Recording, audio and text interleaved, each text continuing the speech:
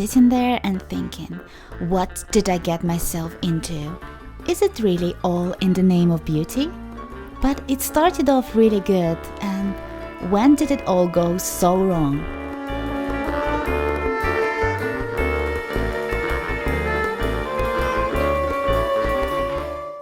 First of all, nope, I didn't put dirt in my hair. And secondly, hi, I'm going to show you how I made a very beneficial but rather messy mask for my hair.